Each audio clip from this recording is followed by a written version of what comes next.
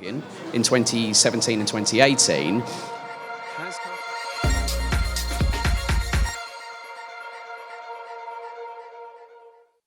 going to start with that. And so getting ready for round 4. It looks like they're all ready down there, and they're out on their qualifying laps. So we're back with the racing here, and I'm getting back into position, having been talking there with Alex Goldschmidt, former co-commentator. Now let's have a look as they're starting their qualifying laps. We've got Dan Healy in this one. We've got Matt Stark. Adrian Zajewski has just put a time in. He's gone to 3rd place. Mandipira's 4th.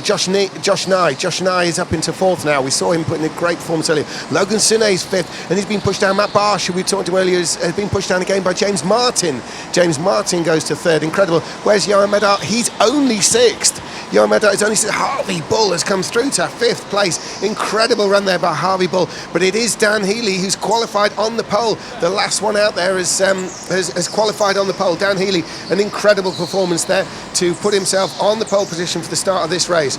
Now, this is quite staggering because Adrian Zajewski is going to be there in 2nd. Oh, Logan Sune is 1st. Logan Sune and Barsh to 6th. James Martin to 5th. So Logan Sune will take the pole position, and Johan Medart is 2nd, and Harvey Bull ends up in 10th. So the outlap there gives us a bit of an indication of how it's shaping up, but the actual qualifying result itself is like this. Logan Sune is qualified on the pole position from Johan Medart, from Dan Healy, from Adrian Zajewski, from Matthew Mandipira, and James Martin is there in 6th, with Matt Barsh has been pushed all the way down to 7th from Matt Stark, Josh Nye and Harvey Bull in 10th place there. So this is going to be quite a race. Now Logan Sune is really fighting for his position into the semi-final. So Logan Sune under increasing pressure more than ever to pull something out of this race, but so is Johan Medart. Johan Medart does need to do well. Dan Healy especially, he needs to translate that 3rd place into a win just for the sake of points there. Yes, he would like it for the kudos, and yes, he would like it just for the pure fact of winning, but from a points point of view, that is the most important thing now to Dan Healy. So going to try and see if I can find where he is on the point situation, but Logan Sune I know is on the bubble for the semi-finals. He's they're being brought around, they're being brought back into the pits for some reason. We'll try and find out, but Logan Sune is 30th on points as we speak. The pole sitter Logan Sune is 30th on points, and that is the last place for a semi-final position. So Logan Sune, our original pole sitter, we'll see what's actually going on here. We're not entirely sure what's going on here, why they've been brought back into the pit.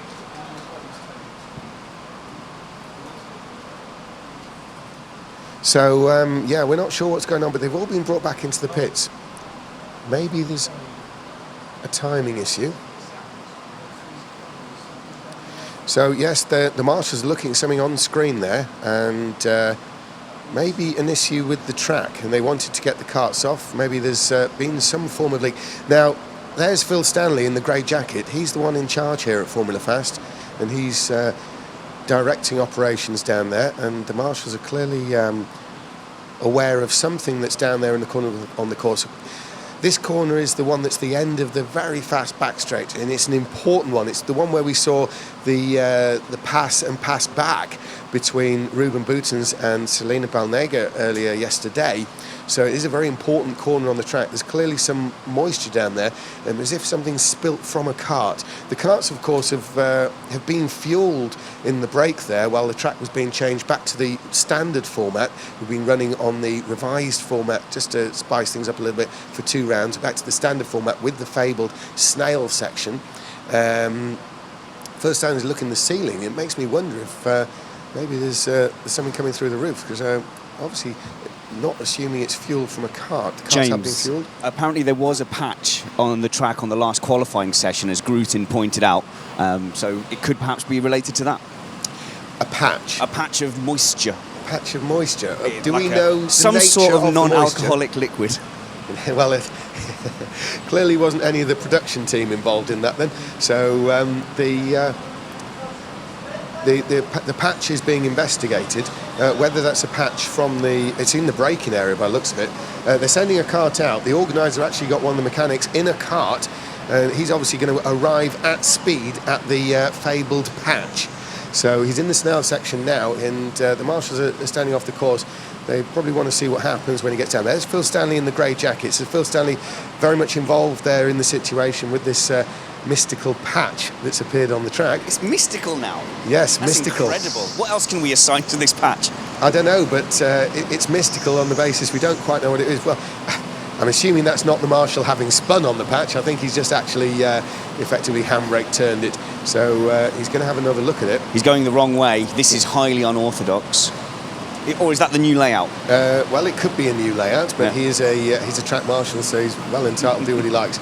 So he's heading down to the area where this patch has appeared. Of course, it is the braking area at the end of the long backstretch, so it's a very important part. He seems he's pointing at something, so he's obviously found something there on the track. Obviously, these guys, they know their own circuit very well. Logan Sune, of course, has the pressure at the front there. We're looking at that shot. The 21 car is Matthew Mandipira. Matthew Mandipira, he's settling back down in. He's obviously been sort of lifting himself up to have a look over the top, see what's going on. In front of Mandipira in the little side picture there was Adrian Sajewski. So there's Mandipira. Now behind Mandipira is James Martin. Now James Martin won the Club 100 regulars, very competitive drive there. And Matt Barsh, who we were talking to in the interval, is in the predominantly orange helmet behind James Martin there in the 13 kart.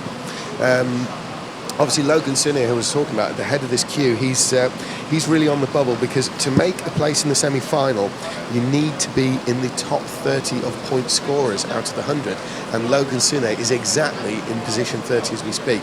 So Logan Sune pretty much on the bubble. There's Dan Healy. So Dan Healy talking to Phil Stanley. Phil Stanley has moved back from where he was discussing about the end there. He's obviously telling everybody about this area they were investigating the end of the backstretch.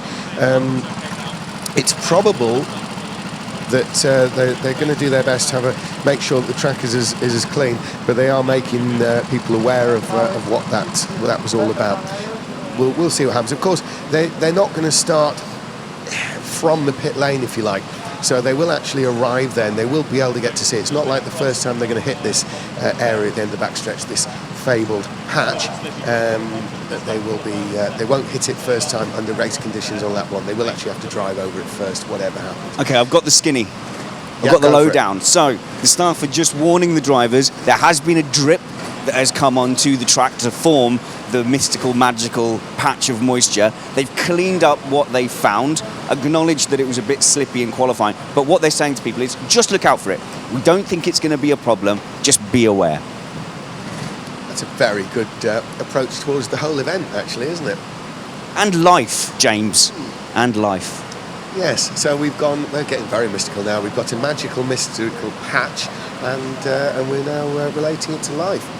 So clearly thinking about life is Logan Sune at the head of the queue there. He's ever so slightly out of shot. There's a banner. Well, there's actually a stanchion there with tyres around it. We can't really see Logan Sune. You can just see the very front of his helmet. Behind him, of course, is Johan Medart. Now, Johan Medart is under less pressure than Logan Sune, so Johan Medart could get away with the second place. Stop spanners. I've got news. I bring tail from Phil, who is the boss of things here, and what they're going to do is they're going to actually rerun quali, because they feel it was unfair for those results to stand. What it is there's frost that's built up on the inside of the windows because it's been really, really cold, and it just happens to have melted then and gone onto the track. So that's not going to be an ongoing issue, and it's something they've cleared up. Yes, and we were having a bit of a look at the gantry there. There's, in fact, we can see a number of drivers. There's Ed White in the middle in the dark suit, and to the left, as we see in the red, is Gary Jones, and there's Michael Weddle next to Ed White, and it looks like Sean Briley. Anwar Barul Smith is there. Sean Briley with the hat on. Anwar Barul Smith next to him. In fact, there's Sean Briley waving. Anwar Barul Smith, we've seen him win a couple of times. Yeah. There's Sebastian Räikkönen looking at his phone, which is normal, and so on down the line. Obviously, a lot of the drivers come with other people as families and friends. It's going to be very interesting, Spanners, if people's mentalities right when they hit this patch. Logan Sune theoretically is going to be first to hit it under race conditions, you know, and how it affects people. Well, but that's Harvey Ball, isn't it? The word we're getting is that it is no longer an issue. But you know, there's only so much you can clear it. They're just telling people, yeah, is there going to be like a mental block where people approach it and go, uh-oh, there's the patch? Well, they're rerunning qualifying, Spanners, and I know that's bad news for Logan Sune. He's going to have to replicate that performance. Johan Medart is going to be one of those preventing him, and especially so will Dan Healy. So we'll see what happens. They're out on their outlap now, and then they're going to start their qualifier. So qualifying is now underway. Logan Sune is the one who is first out to qualify, and so we'll see what his benchmark is. He was very fast in the earlier one, and that was with patch. We'll see what he's like without patch. That's the area we're looking at on the camera, just at the bottom of the back stretch. So Logan Sune now is approaching that patch area. Now this is the area where the patch was. There's Logan Sune, who did qualify first. Now here comes Johan Medart. Johan Medart is coming through now, and then, well, that looks like Dan Healy. Yes, it is. And Adrian Zajewski from that. Now Logan Sune has taken the flag. That's provisional pole for Logan Sune. Can he be beaten? Johan Medart? No, Medart is still in second, but Dan Healy's topped the pair of them. Dan Healy has gone to first place. Adrian Zajewski into fourth, and Matthew Mandipir into fifth. What else have we got? James Martin to fourth, and top in the list is Matt Barsh. Matt Barsh has gone fastest. Matthew Stark has gone to fourth, the 15-year-old. Josh Nye is up to fifth, ahead of Johan Medart, would you believe? And Harvey Bull comes through in 10th, so Matt Barsh will lead the way this time. Logan Sune's found himself pushed down to third by Dan Healy. Matt Stark is in fourth, an incredible fourth place for him, the 15-year-old. Josh Nye, we've not seen Josh start that high up so far. He's doing great.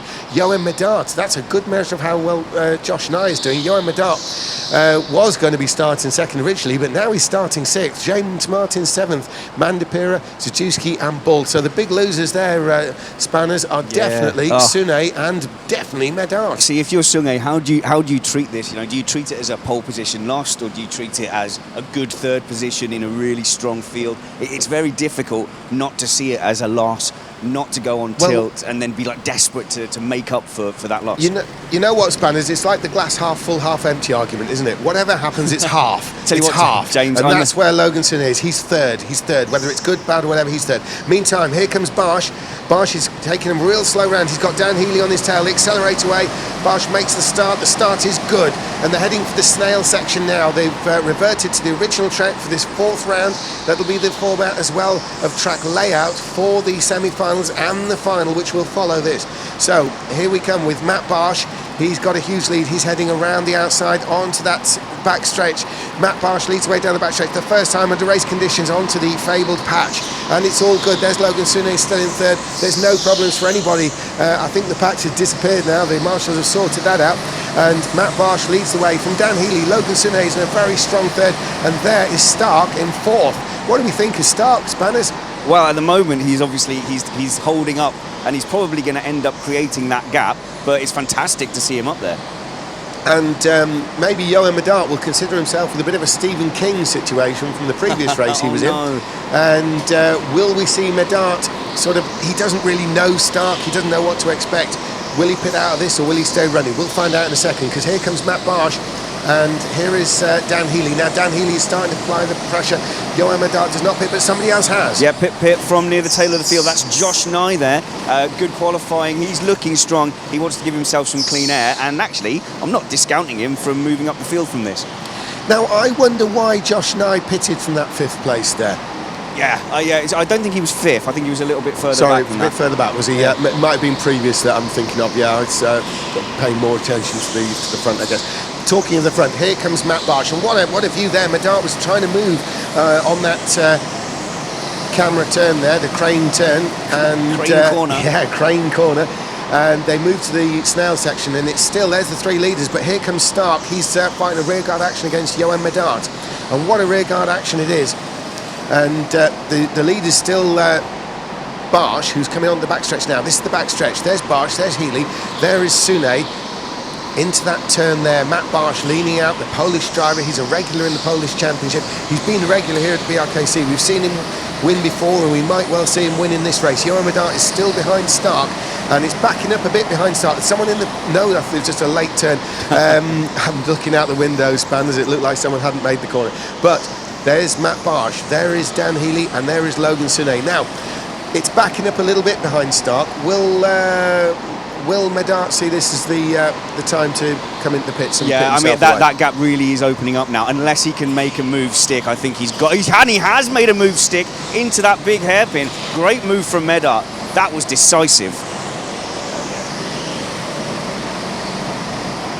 And then now he's overtaken him, he gives the symbol, you know, let's carry on, work with me, now that I've mugged you.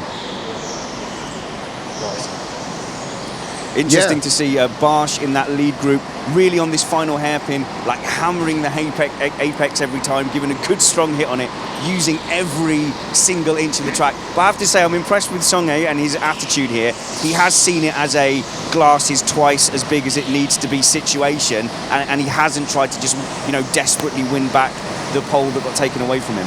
Absolutely. Matt Barsh is leading the way here from Dan Healy. Logan Sune, there's a little bit of a gap opening up there, but Johan Medart has definitely got ahead of Matthew Stark, and that's what Medart needed. And to be honest with you, it probably takes a little bit of heat off Stark if he hasn't got Johan Medart onto him. However, now onto him is James Martin. James Martin's been very, very strong this weekend. And so James Martin is now all over the back of Matthew Stark. The leaders continue through. Here's Johan Medart. He's trying to pull away. James Martin is now working, and we've got someone in the pits. It's Mandipira. 21. Mandipira comes into the pits. Really love how seeing people who are skidding in, really trying to take every tenth of a hundredth and thousandth of a second out, and he's done his best there, and he's gotten out on his way in front of Nye. Yeah, that was Matthew Mandipira. I believe he's Peterborough based, so he's not too far away from the track here at Formula Fast. Now, it's still Matt Barsh in the lead, and we're looking at the backstretch. Now, the fabled patch was caused by condensation on the window. Kart's not running on the track for a time there, and condensation, now that we've gone above freezing point, was coming off the window and onto the track, and nothing was sort of burning it off, so that's what that was about. It's toasty now. Yeah, nice and warm down there. Yeah. Lovely in the commentary box, Spanners. Shut up, James. It's freezing down here. Yes, absolutely. So was the heat. Anyway, so we're looking good now as Matt Barsh leads the way. He's got Dan Healy, and these two seem to be holding a bit of a watching brief, to be honest. Matt Barsh is running very quickly. He's taking Dan Healy with him, but Dan Healy is not looking to make a challenge, I don't believe, at the moment. Really, the main thing is a lot of points needed. Logan Sune is probably the one who is the most on the bubble on paper, being 30th and last on points from a semi-final point of view. There are 100-point scorers, but it's the top 30 that go through. So Logan Sune at the moment is in that 30th place, so he does need to really be turning something on here. This is his final heat race of the weekend, so it's a bit now or never for the driver in third place. I tell you, Healy's not giving this up on Barsh. Just when you think that the lead is disappearing, thank you very much, bro. Just when you think that he's able to squeeze a little bit away, Healy's just clawing him back and hanging on in there. So I don't think this is over, even though it looks like Barsh is in control. Absolutely. Matt Barsh is one of the most experienced and finest drivers in the world at the moment. He is one of this set that will move around the tracks. And Dan Healy certainly showing up also. He's the measure of Matt Barsh. In fact, I'm sure he's closing in a moment there, Spanners. Matt Barsh, yes, in fact, Dan Healy is the fastest in this race. He has got the record lap for this race at the moment, and that's him in pursuit of the race leader, Matt Barsh, the Polish driver. We're going to be seeing Matt Barsh in action later in the year in the Polish Championship, and there's a flag being pointed at somebody. Not quite sure what that's about. I've got a feeling it might be James Martin. He, of course, has moved ahead of Matt Stark, and that might be for a contact. Yes, it is, contact. So it was obviously contact Martin Stark on his way past. James Martin has moved up to 5th place. Okay, I think, you know, Barsh's line has just changed ever so slightly to a slightly more defensive line as we see James Martin come into the pits. Was that a response to the board? That wasn't a penalty, was it? Is this a scheduled stop? Yeah, he's been given a penalty. Oh, well, there you go then. So he served that, and he's out behind Mandipira. Now, what might be interesting, Spanners, is the penalty thing came up on screen once he was in the pits. Was the penalty for a pit lane infringement, or was the penalty for the contact? No, I think it was before, so I don't think it would have been for right. pit lane infringement. Okay, so yeah, maybe he'd had the contact warning and then did it again, so we'll see. Anyway, certainly we've seen James Martin in the pits and out back into 9th place. Meantime, at the front of the field, it's a half-second gap between Matt Barsh and the English driver, Dan Healy. And Matt Barsh, as he says, Spans, is starting to get a little bit defensive. He's gone back to the normal line, though, so I think he's kind of negated the challenge, if you like. Logan Sune is dropping back. He's 2 seconds behind Dan Healy, and Logan Sune, if anyone needs to win this race, it's Logan. He is on the bubble of making the semi-final. He really needs the points. Medard not eating into the gap to Songe, as you might have thought he would have done.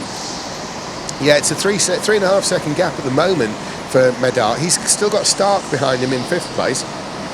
Beneficiary, of course, of James Martin coming in the pits, but Stark putting a great performance there in 5th. We've not seen him before, and we're very much seeing him now with the young Englishman in 5th place. Of course, Johan Medard ahead of him is the reigning Belgian national champion, and again, one of the world regulars, so he's really in serious company. Adrian Jajewski's behind him. I think we've got someone in the pits, have we? Yeah, we have. Stark. It is Stark, so yeah.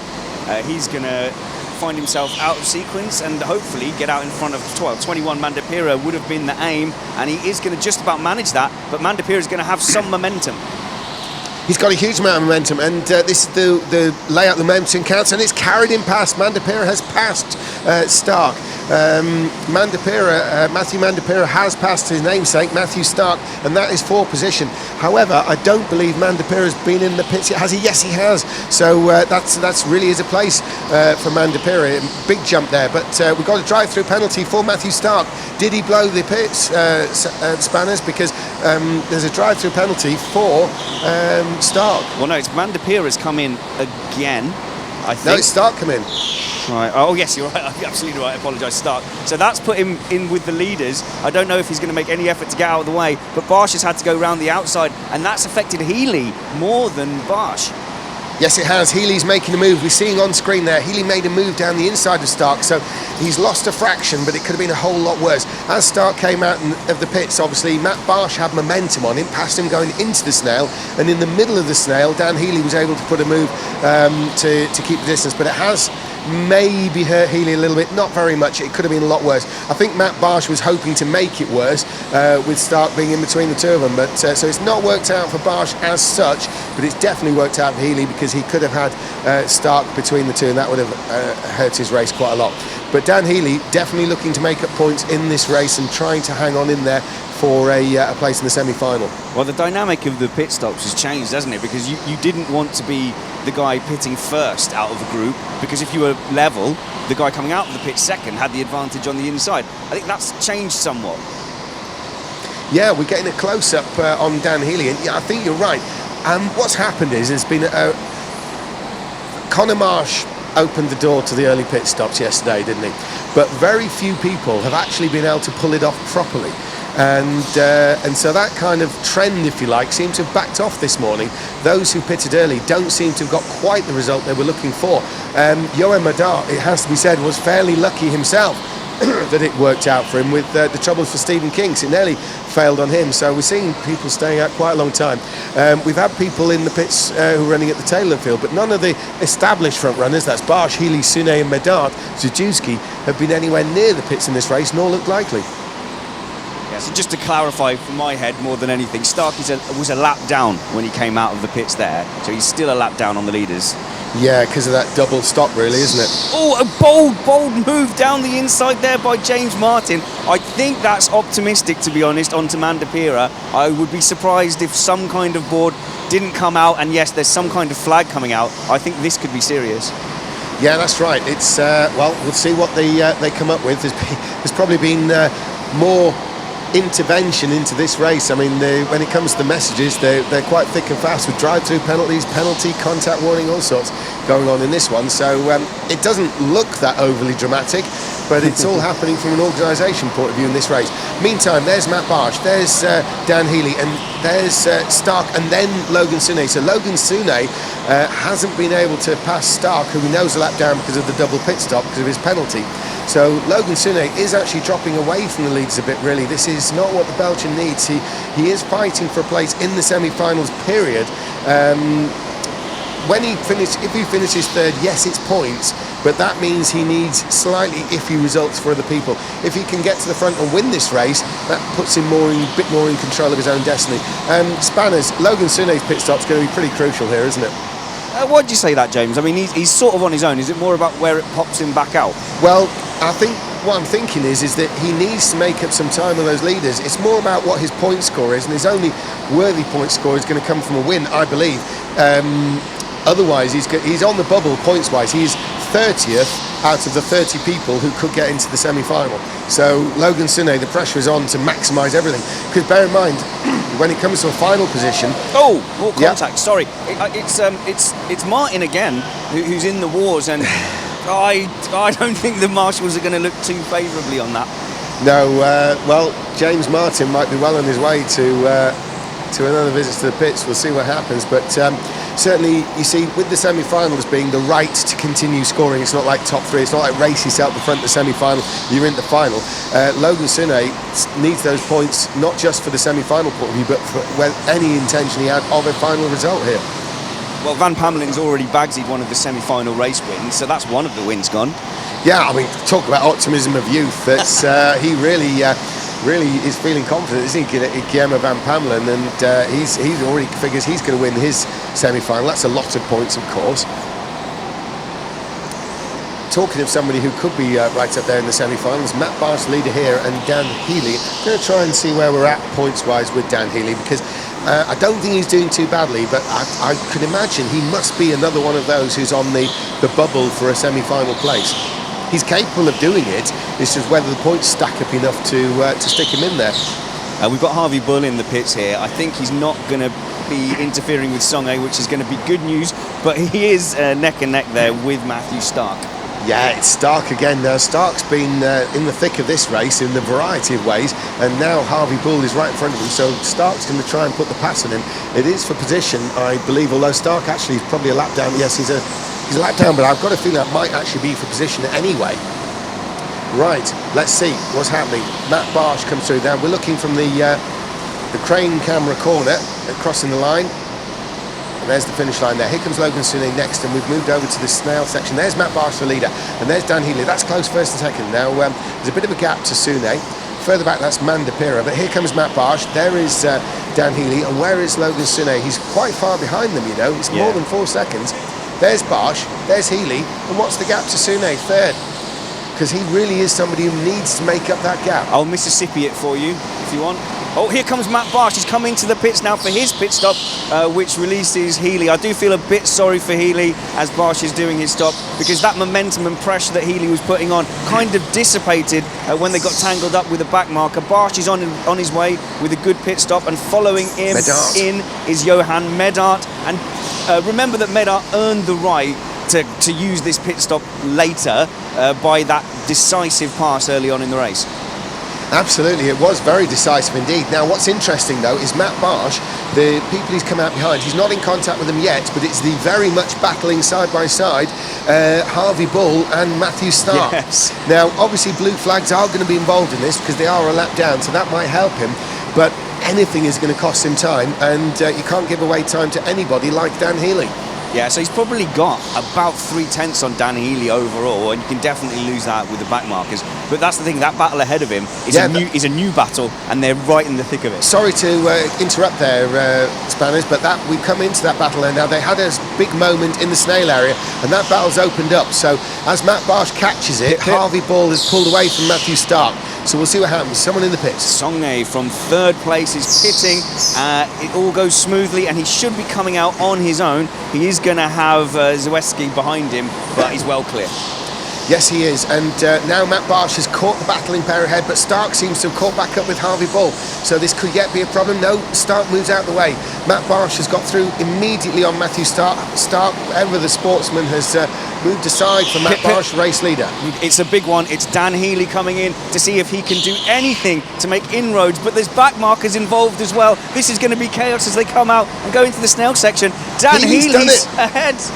He's done it, and he's got a back marker in the form of Harvey Bull in between him and Matt Barsh. Matt Barsh takes the back marker. He's now on the tail of Dan Healy, but that's the key. He's on the tail. He's not in front. Dan Healy has done enough in the cycling of pit stops. He's managed to keep the speed. Matt Barsh has lost a bit of time somewhere, and now Dan Healy has the lead. This is the win he needs. This really is the win he needs. The fight goes on behind him, but that's with a lower order. But Dan Healy now has Matt Barsh, who has to pass him on the track if he wants to win.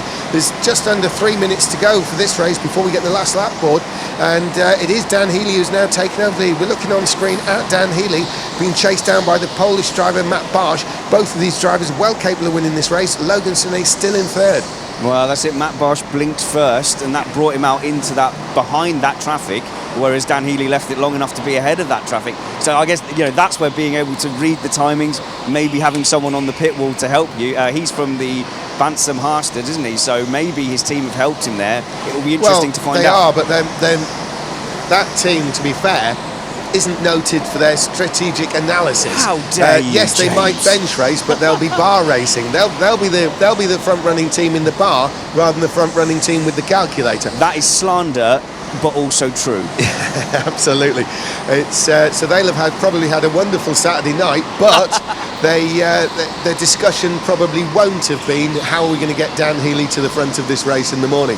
So Dan Healy is in the front of this race. Matt Barsh is second. It's very close. There's Logan Sune coming up to the battle behind. I think Logan Sune's third is best for him, but there's a pit visitor. Yeah, we've got Adrian Z in the pits, pitting from third place. I think he's going to come out, what, a net fifth? He could be in the thick of things here. Yes, he is. He's Contact. I think he is. He's had to fight off Mandipira for starters, and that also means James Martin as well. So it's Zuzewski, Mandipira and James Martin are in close contact. Near the tail of the field is Harvey Bull and Matt Stark, and Sune is in the middle of that Bull and Stark battle, which is what we're looking at now. At the lead of the field in on screen. Oh, and Dan Healy's got Matt Barsh ever closer, and Sune makes the pass on Harvey Bull. He's had to fight his way through there, and Dan Healy now has Matt Barsh closer than ever. So Dan Healy's got race on. There's less than a minute to go before we get the last lap board, and Matt Barsh knows that, and he's taking the fight now to Dan Healy. Dan Healy's definitely got race in his hands through the crane camera corner, and Dan Healy across the line, followed by Matt Barsh there on screen. The Englishman is fighting off the Polish champ as they come round the snail section there, the tightest, slowest part of the track. They're accelerating out now round that long corner leading to the backstretch. Their momentum is key here, possibly even the slipstream as well. Matt Barsh is chasing down the Englishman. Healy gets defensive, but Barsh takes the normal line. Yeah, that really shows what's going on here. Healy recognises he's in the fight now. 20 seconds till we get the board. Healy had to go very defensive into patch corner there, didn't he? Yes, he did. Dan Healy has the lead, but it's only just. There's Matt Barsh really keeping him honest. Into the snail section. Will it be a lunge down the inside? No, Healy's got it covered. And so there is Dan Healy. The clock is now ended. It looks like we're going to be getting the last lap next time around, I'm sure. If not, the checker this time. We'll see what happens. But it's side by side down the backstretch. Dan Healy maintains the lead from Matt Barsh. Matt Barsh trying this way and that in his pursuit of the Englishman. He's on his tail. He's really got 1 lap to go now, so 1 lap to go for these race leaders. It's all to be done now by Matt Barsh if he's going to pass Healy. I think Healy could hold him off. He really could there. Spanners, your money's got to be on Healy, but it's going to be close, surely. I think it's fair to say out of the two of them, Barsh has got just that overall edge on pace in this race. But hard to pass. Sorry, Spanners, they're on the backstretch. Just want to cut in because they're going the backstretch. Healy's gone defensive. Barsh is trying to follow him. He's gone to the outside. Will it be a move on the final corner? No, it won't. Healy's held him off. They're in crane camera corner now. Onto the final turn. Here they are. Dan Healy's going to do it. Dan Healy takes the win. It's Dan Healy over Matt Barsh. Dan Healy wins it. He's delighted. And I'm sure Mum Jo will be watching this. She's probably one still up in the air with a gigantic leap. Probably spilt her beer already. As Logan Sune does come through in third place. Johan Medart is fourth. Adrian Zuzewski fifth. Matthew Mandipira sixth. James Martin seventh. Josh Nye in eighth. Harvey Bull is ninth. And Matthew Stark a race in 10th if ever there was one. They're still fighting. There's Logan Sune there just weaving down the backstretch. As Dan Healy crossed the line, he just gently put his hand up in the same style as Ruben Boot. No, I'm kidding. He went absolutely mental. He's absolutely loving that battle, and I really, really hope we can get a word with both of them because they were both on fine form and given us a real spectacle there. both leaders pulling away from Sunge. Wasn't quite expecting it to go down like that. I think one person's going to be more keen to talk to me than the others. Matty is going to come and talk to me as well. I'm certain Dan will. Yeah, you'll definitely going to be speaking with Dan Spanners. We're going to go down to the pit lane with Spanners.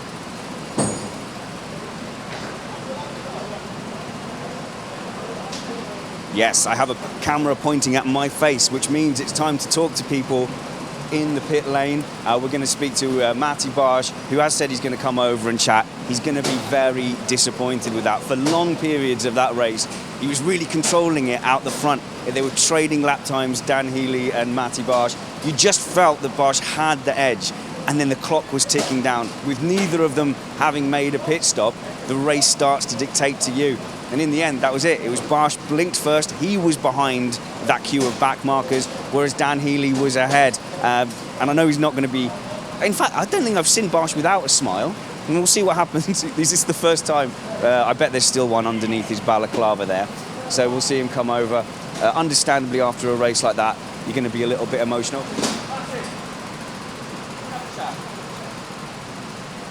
Sometimes they need a bit of encouragement after a race like that. Hey, I know that's disappointing in the end, but you were in control to start with. I mean, you were on fine form. The race is very surprised for me. Good pole position, of course, and great first part of the race. But of the second part of the race, I have the two opponents, slowest opponents on the front, and my tactic will be going early to the pit. I'm not sure to be pit will be okay, but Dan have lucky and have 2 laps faster going at the front, and we're fighting for the finish line. I'm happy it's okay. Dan also had some bad luck with back markers earlier, but when the time's ticking down, you know, what's the deciding factor to pull the trigger and pit? Yeah, because we have I have opponent on the front, so I think on the next lap I catch this guy. So I don't know to make a good pit. So of course decision too early, but this is racing. Yeah, it's okay. Desperately unlucky, but always a good contender. Matty Barsh, see, there's still a smile on his face. Just for a second, though, it did drop. I swear, I promise. There's no video evidence of it, but I saw it. We've got to get Dan Healy. Tell me Dan hasn't escaped having a look around. Can anyone see Dan? I'm going to have to try and go and chase. There he is. There we go. He disappeared. He's having a chat there. You're having a chat with Matty. He pushed you all the way. Fair to say, he had great pace, and you probably did need that intervention at the end, but wow, what a race. Yeah, I was under a lot of pressure this race because I've had one bad race where I came 8th, so I needed to win this one. So when it's got the likes of Medar, Barsh, Sune in, I was under a lot of pressure to win, and thankfully I came off with it. Now, you've been accused of being the party team. Are you going to celebrate that win pretty hard? Yeah, why not? Congratulations, I can see you're really pumped, and you've got a shiny somewhere. Here you go, a race win. Well done, Dan Healy, race winner.